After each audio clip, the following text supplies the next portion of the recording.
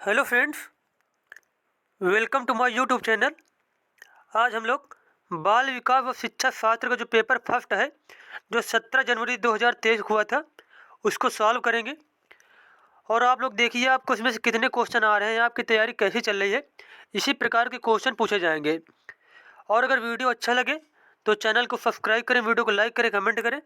चलिए देखते हैं यहाँ पे पहला क्वेश्चन पूछा गया है।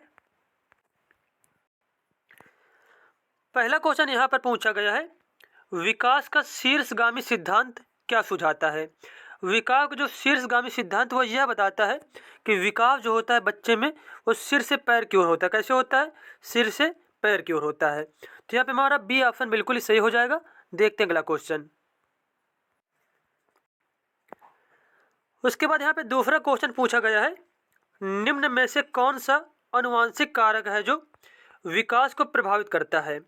सामाजिक नीतियाँ, शैक्षिक संस्थाएं, जैविक परिपक्वता या फिर सांस्कृतिक प्रथाएं। तो यहाँ पे जो क्वेश्चन पूछा गया है कि कौन सा आनुवंशिक कारक है जो विकास को प्रभावित करता है, तो इसका करेक्ट आंसर हो जाएगा कि जो जैविक परिपक्वता है, यह क्या है, आनुवंशिक कारक भी हैं और विकास को प्रभावित भी करेंगे। तो यहाँ पे सी ऑप्शन बिल्कुल ही सही हो जाएगा। देखते हैं अगला क्वेश्चन। उसके बाद तीसरा क्वेश्चन यहाँ पर पूछा गया है, बहुत छोटे बच्चों के लिए निम्न में से कौन सी समाजीकरण की प्राथमिक संस्था है। ये तो बहुत ही आसान क्वेश्चन है, सभी को मालूम होगा कि जो समाजीकरण की प्राथमिक संस्था क्या होती है, वो बच्चे का परिवार ही होता है। तो यहाँ पे डी ऑप्शन बिल्कुल ही सही हो जाएगा। अब यहाँ पे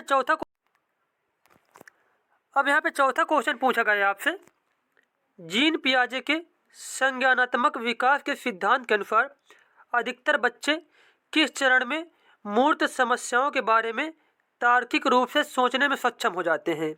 तो मूर्त समस्याओं के बारे में तार्किक रूप से सोचने में सक्षम हो जाते हैं, ये क्वालिटी बच्चों में आती है मूर्त संक्रियात्मक अवस्था में। कौन सी अवस्था में? मूर्त संक्रियात्मक अवस्था में। और यहाँ पे देखो ये भी पूछा गया कि मूर्त समस्याओं के बारे में, तो मूर्त संक्रियात्मक अवस्था, वैसे भी इसका करेक्ट आंसर हो जाएगा।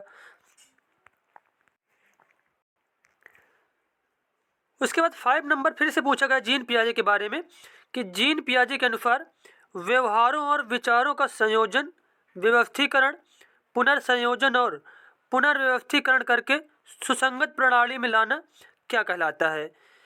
तो इसे कहा जाता है संगठन। क्या कहा जाता है? इसको संगठन कहा जाता है। उसके बाद यहाँ पे 6 नंबर क्वेश्चन पूछा गया है, लेव वाइगोत्स्की के अनुसार चिंतन और अधिगम विकास प्रक्रिया में महत्वपूर्ण भूमिका निभाते हैं। अब यहाँ पे पूछा गया कि चिंतन होता है और कौन सी चीज़ होती है जो विकास की प्रक्रिया में महत्वपूर्ण भूमिका निभाते हैं। अधिगम की विकास प्रक्रिया में कौन कौन सी चीज़ें महत्वपूर्ण भूमिका निभाते हैं। तो यहाँ पे ऑप्शन आपको दिए गए हैं। अब यहाँ पे पहला ऑप्शन दिया गया है पुरस्कार और दंड, दूसरा ऑप्शन दिया गया है सांस्कृतिक उपकरण, और तीसरा ऑप्शन है समान योग्यता समूह निर्माण, और चौथा ऑप्शन दिया गया है अग्रिम आयोजक। तो यहाँ जो करेक्ट आंसर हो जाएगा कि जो सांस्कृतिक उपकरण और जो चिंतन होते हैं, वह अधिगम के विकास की प्रक्रिया में महत्वपूर्ण भूमिका निभाते हैं। तो यहाँ पे बी ऑप्शन बिल्कुल ही सही हो जाएगा। उसके बाद फिर से लेव वाइगोत्स्की के बारे में पूछा गया है। लेव वाइगोत्स्की के सिद्धांत में वह योजना जिसमें अध्यापिका विद्यार्थियों के लिए सवालों का सरलीकरण करती है, उन्हें संकेत देती है और सवाल को हल करने के प्राथमिक चरण बताती है, ताकि वे दी गई समस्या के समाधान को खोजने में आने वाली बाधाओं को पार कर सके, क्या कहलाती है। तो इसे कहा जाएगा इसके फोल्डिंग या फिर पार्ट कहा जाएगा। तो यहाँ पे ए ऑप्शन बिल्कुल करेक्ट हो जाएगा कि जीन पियाजे ने बताया था जो टेम्परेरी हेल्प बच्चे को दी जाती है, उसे क्या बोलते हैं? इसके फोल्डिंग या फिर उसको पार्ट या फिर इसे ही ढांचा बोला जाता है। तो यहाँ पे ए ऑप्शन बिल्कुल ही करेक्ट हो जाएगा। उसके बाद 8 नंबर क्वेश्चन पूछा गया है, लॉरेंस कोहलबर्ग ने बच्चों और वयस्कों से संबंधित किस विषय की जांच की थी? प्रशंसा का संवेगों पर प्रभाव, शारीरिक विकास को प्रभावित करने वाले कारक, नैतिक तर्क का विकास या फिर संवेगात्मक विकास का क्रम। तो जीन पियाजे ने जिसके बारे में बताया था, इसका करेक्ट आंसर हो जाएगा नैतिक तर्क का विकास। नैतिक तर्क का विकास। उसके बाद 9 नंबर क्वेश्चन पूछा गया है, एक अध्यापिका को अपने विद्यार्थियों में निम्न में से किस पहलू को बढ़ावा देना चाहिए? निष्क्रिय नकल का, कंठस्थ स्मरण का, ज्ञान निर्माण का, या फिर उच्च प्रतिस्पर्धा का? तो अगर कोई जो अगर शिक्षिका है या फिर कोई शिक्षक है तो उसको बच्चों में ज्ञान निर्माण का क्या करना चाहिए? बढ़ावा देना चाहिए। ज्ञान के निर्माण के लिए बच्चे को प्रेरित करना चाहिए। जबकि निष्क्रिय नकल, कंठस्थ स्मरण और उच्च प्रतिस्पर्धा, ये तीनों ही ऑप्शन क्या है? गलत हो जाएंगे। उसके बाद 10 नंबर क्वेश्चन यहाँ पर पूछा गया है, बुद्ध के समकालीन संप्रत्ययों के अनुसार बुद्धिलब्धि परीक्षण किसी व्यक्ति की बुद्धिमत्ता को जांचने के लिए उपयुक्त नहीं है, क्योंकि वे अक्सर सांकृतिक रूप से पूर्वग्रहित होते हैं। क्या होते हैं? सांकृतिक रूप से पूर्वग्रहित होते हैं। उसके बाद 11 नंबर क्वेश्चन यहाँ पर पूछा गया है, भाषा और विचार कई महत्वपूर्ण रूपों से अंतःक्रिया करते हैं, एक दूसरे से स्वतंत्र रूप से विकसित होते हैं, किसी व्यक्ति के विकास को प्रभावित नहीं करते हैं। उसके बाद डी ऑप्शन दिया गया है, एक स्थिर और एक रूप तरीके से अंतःक्रिया करते हैं। तो यहाँ जो भाषा और विचार होते हैं वह कई महत्वपूर्ण रूपों से अंतःक्रिया करते हैं। तो यहाँ पे ए ऑप्शन बिल्कुल ही सही दिया गया है। नेक्स्ट क्वेश्चन यहाँ पर पूछा गया है, लगभग किस उम्र के आसपास प्रायः बच्चों में जेंडर भूमिका की प्रारंभिक समझ आ जाती है? तो इसका करेक्ट आंसर हो जाएगा कि 4 वर्ष में। 4 वर्ष में बच्चा समझने लगता है कि क्या कौन लड़का है कौन लड़की है, तो ये समझ बच्चे में आ जाती है। तो ए ऑप्शन यहाँ पे बिल्कुल सही हो जाएगा। उसके बाद यहाँ पे 13 नंबर क्वेश्चन पूछा गया है, शिक्षा में समावेशन को बढ़ावा देने के लिए एक अध्यापक को ऐसा कक्षा वातावरण पैदा करना चाहिए। अब शिक्षा में समावेशन को बढ़ावा देने के लिए एक शिक्षक को कैसा वातावरण क्रिएट करना चाहिए? विविधता के प्रतिग्रहण को पोषित करें, रूढ़िवादों और नामीकरणों को बढ़ावा दें। तो यहाँ जो ए ऑप्शन दिया गया है यही बिल्कुल ही सही दिया गया है कि विविधता के प्रतिग्रहण को पोषित करना चाहिए। एक शिक्षक को विविधता के प्रतिग्रहण को पोषित करना चाहिए। उसके बाद 14 नंबर क्वेश्चन पूछा गया है, मूल्यांकन को अधिगम के लिए मूल्यांकन रूप में इस्तेमाल करने के लिए क्या करना चाहिए? मूल्यांकन एक निरंतर प्रक्रिया के रूप में करें, मुख्यतः आधा पाठ्यक्रम पूरा होने के बाद मूल्यांकन करें, सत्र के अंत में ही मूल्यांकन करें, या फिर सत्र के शुरू में ही मूल्यांकन करें। तो यहाँ जो क्वेश्चन पूछा गया कि मूल्यांकन को अधिगम के लिए मूल्यांकन रूप में इस्तेमाल करने के लिए क्या करना चाहिए शिक्षक को, तो इसका करेक्ट आंसर हो जाएगा कि मूल्यांकन एक निरंतर प्रक्रिया के रूप में करें। तो यहाँ पे ए ऑप्शन बिल्कुल ही सही हो जाएगा। उसके बाद नेक्स्ट क्वेश्चन पूछा गया है, निम्न में से कौन सा सवाल विद्यार्थियों में आलोचनात्मक चिंतन को बढ़ाने में मददगार है? A+B का सूत्र क्या है? भारत का पहला राष्ट्रपति कौन था?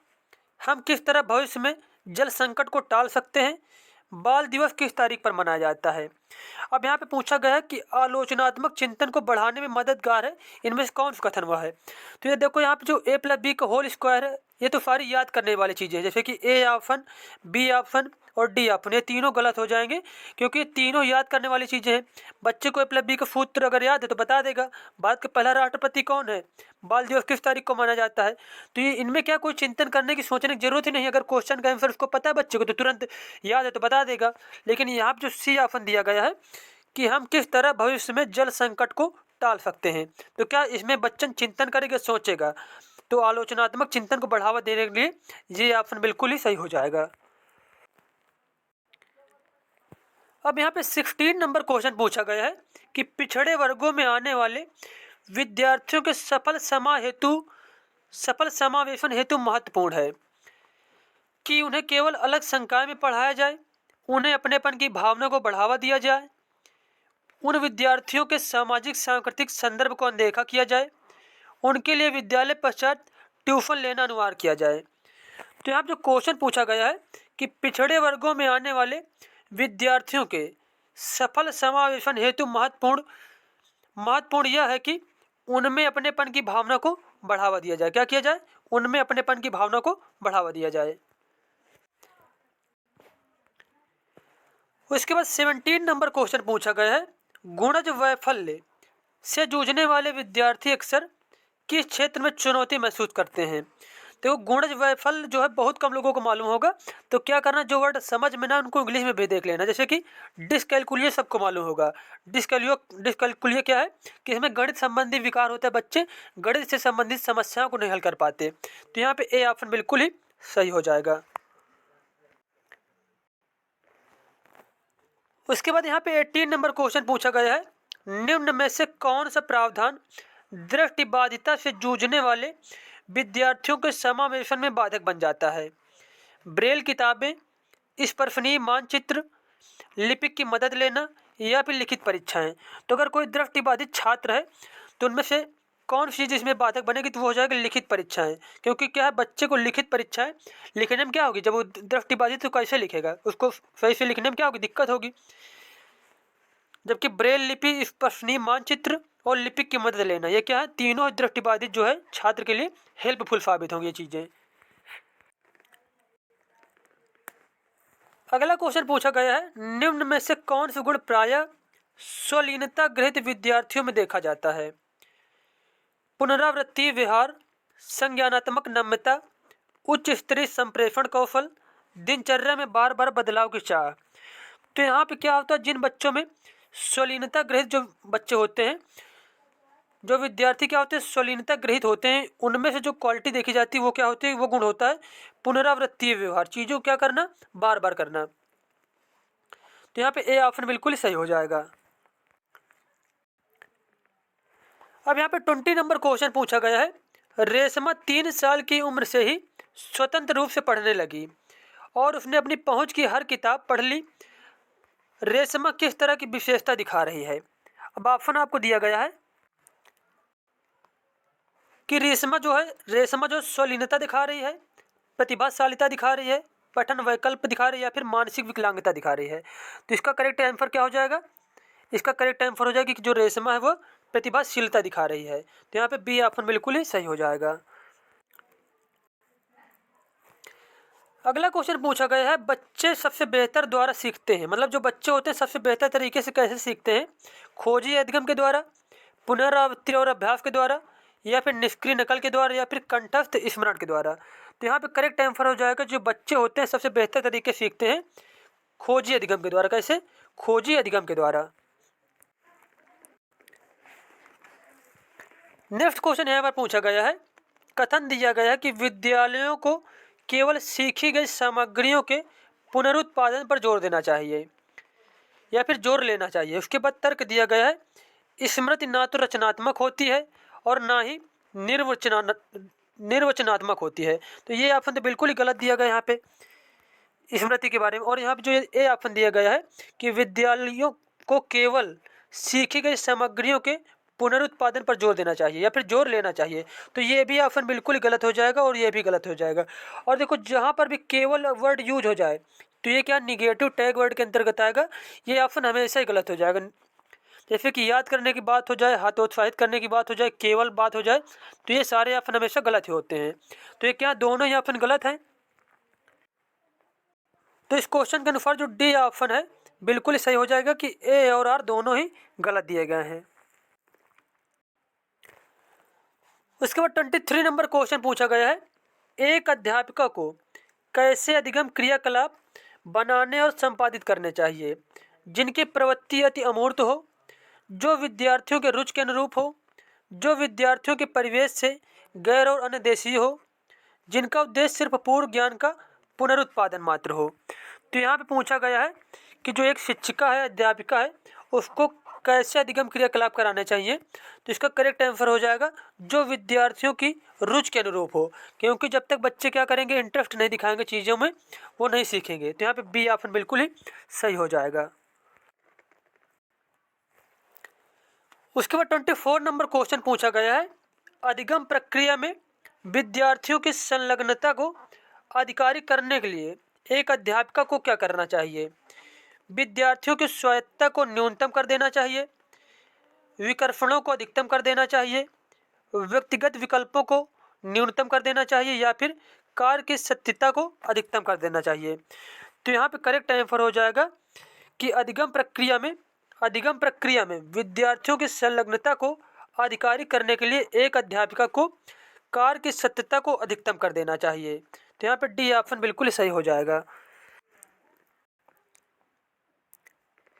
उसके बाद यहाँ पे 25 नंबर क्वेश्चन पूछा गया है, एक सामान्य युक्त जो दी गई समस्या के समाधान तक पहुंचने में मददगार हो सकती है, क्या कहलाती है? स्मृति सहायक तकनीक कहलाएगी, प्रकारात्मक स्थिरता, अनुक्रिया समुच्चय या फिर अनुमानी सोच। तो कोई अगर तकनीक है जो समस्या समाधान में हेल्प कर रही है तो उसे बोला जाएगा अनुमानी सोच। क्या बोलेंगे? अनुमानी सोच बोलेंगे। उसके बाद 26 नंबर क्वेश्चन पूछा गया है, विद्यार्थियों द्वारा ग्रहित वैकल्पिक अवधारणाएं अधिगम प्रक्रिया में कोई भूमिका नहीं निभाती, पूरी तरह अतार्किक और अविवेकी होती हैं, विद्यार्थियों के सहज सिद्धांतों ज्ञान को दर्शाती हैं, अध्यापक द्वारा सिरे से अनदेखी कर दी जानी चाहिए। तो यहाँ जो क्वेश्चन पूछा गया है कि विद्यार्थियों द्वारा जो ग्रहित वैकल्पिक अवधारणाएं होती हैं वह विद्यार्थियों के सहज सिद्धांतों और ज्ञान को दर्शाती हैं। तो यहाँ पे सी ऑप्शन बिल्कुल ही सही हो जाएगा।